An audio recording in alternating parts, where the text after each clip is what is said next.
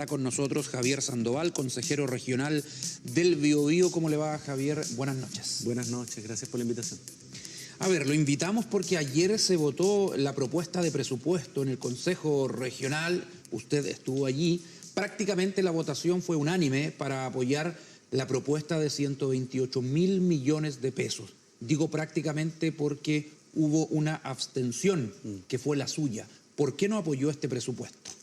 Miren, quisimos poner en la mesa, en la discusión del Consejo Regional, el problema de los criterios de asignación que se están empleando por parte del Poder Central a las regiones, en particular a la nuestra, una región castigada, y luego también el tema de la orientación de los recursos, que viene sumamente amarrada también por Santiago, por la moneda, por el Ministerio de Hacienda. La verdad es que aquí el presupuesto que se está solicitando, que es de 128.000 millones de pesos, en su gran mayoría responde a proyectos de compromiso y arrastre.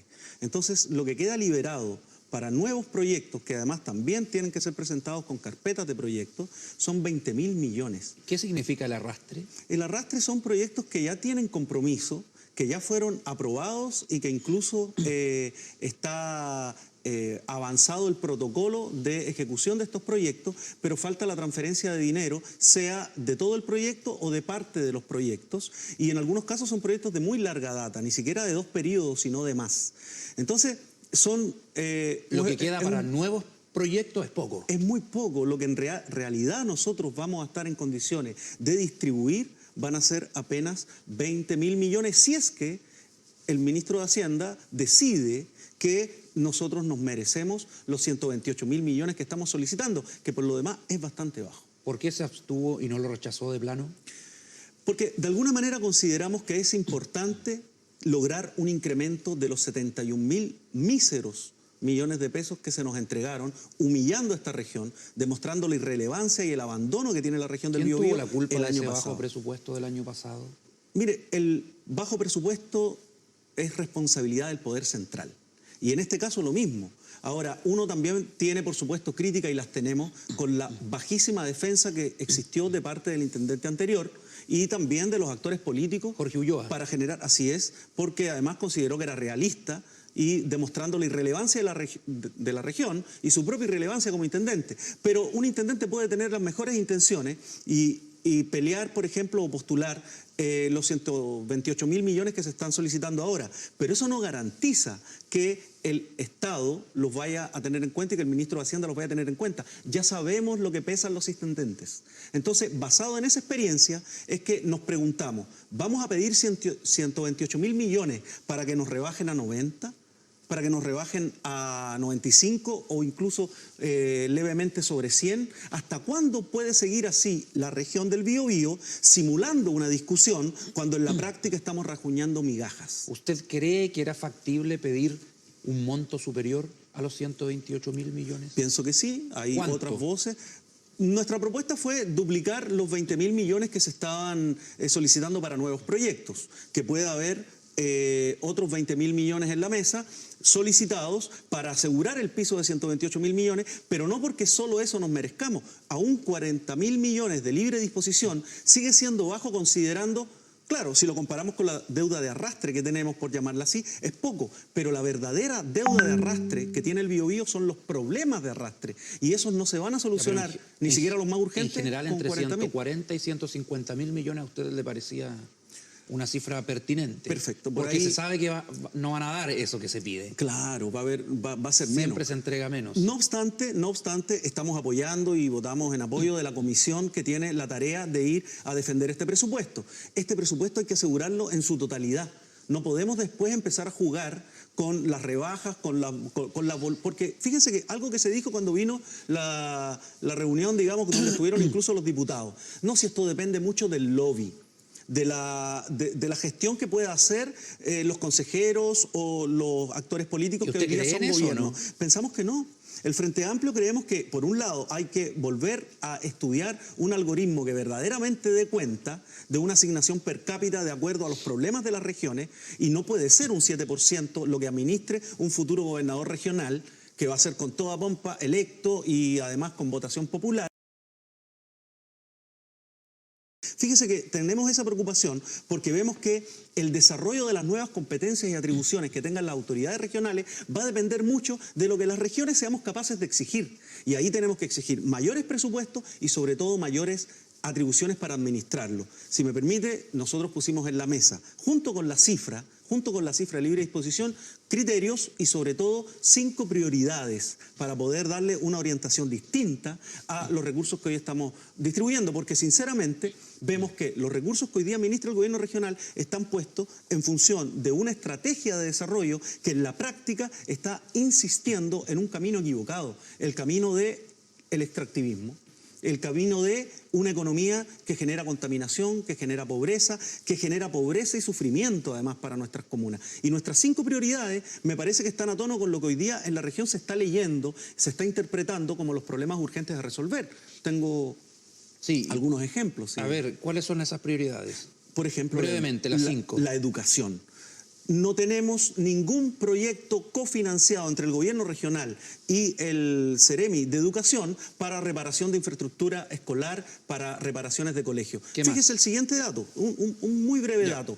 Todavía hemos tenido 2 reuniones de la Comisión de Educación y todavía no hemos ayudado a financiar ni siquiera una de las casi 20 escuelas modulares post-terremoto.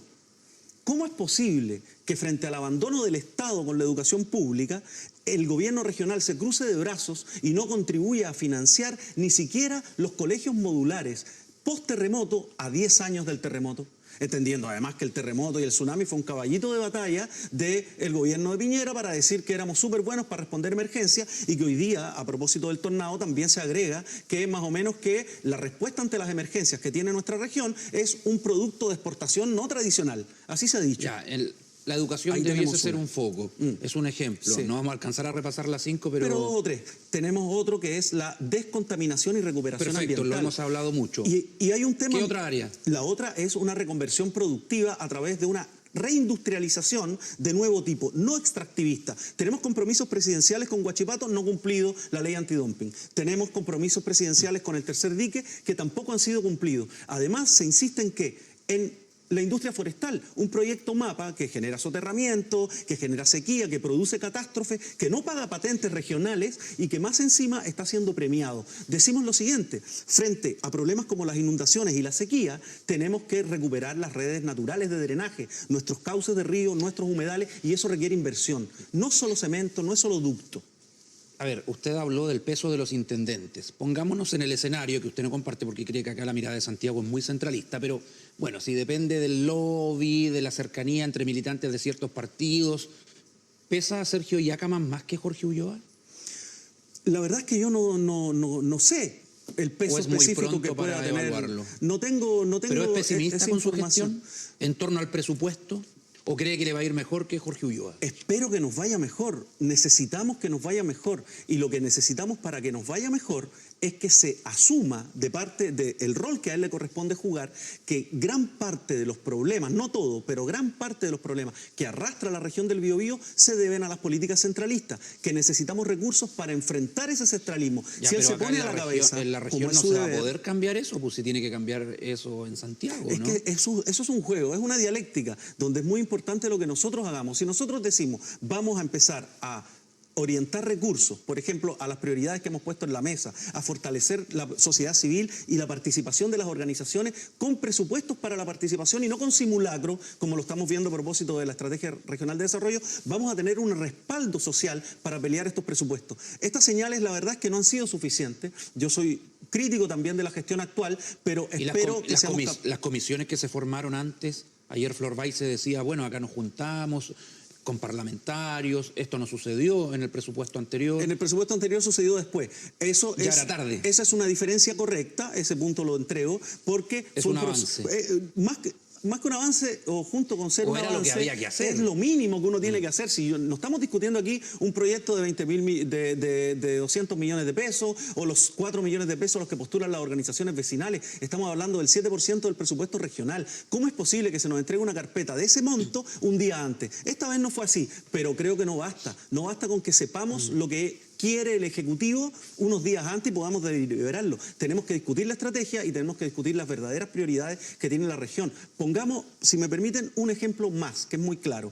Estamos sufriendo inundaciones y usted ve que gran parte del presupuesto del MOP, por ejemplo, que es uno de los que más consume, aquí me voy al ARI, que es el PROPIR, digamos, el fondo sectorial, gran parte de lo que consume es para las APR. Y ese es casi el discurso que hasta la propia presidenta del Consejo lleva a las cumbres medioambientales para decir nuestro aporte en condiciones de cambio climático. Bueno, eso es una rueda que no termina nunca porque se están secando igual las napas. Y por otro lado, el mismo tema de las inundaciones es otra demostración. Si no tomamos medidas de fondo y estructurales que reorienten la matriz productiva, que terminen con el extractivismo forestal, con estos monocultivos nefastos que estamos teniendo en la región, no va a servir de mucho toda la inversión pública que hagamos. Si yo le digo 100.000 millones, ¿me firma el presupuesto? ¿100.000 millones? ¿O nos quedamos cortos? No, en ningún caso. En ningún caso. ¿Y cuánto piensa usted que va a llegar? Porque sabemos que los 128.000 no va a ser. Por ahí hay que partir. Mire, si nosotros nos conformamos con 100.000 millones, quiere decir que entonces nos ganaron el año pasado. Nos ganaron aquí, mentalmente.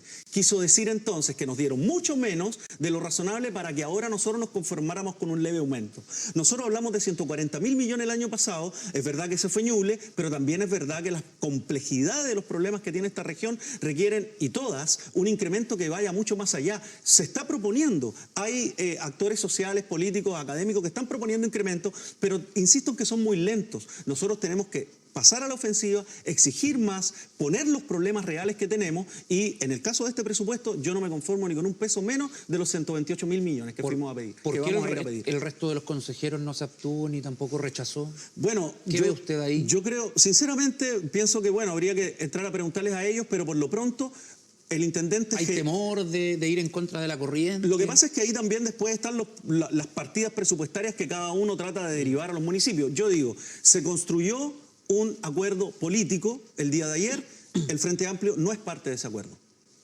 Gracias, Javier Sandoval. Veremos cómo le va a la región con la propuesta de presupuesto y seguramente cuando ya sepamos la cifra podemos seguir analizando. Que le vaya muy bien. Hacemos una pausa y volvemos.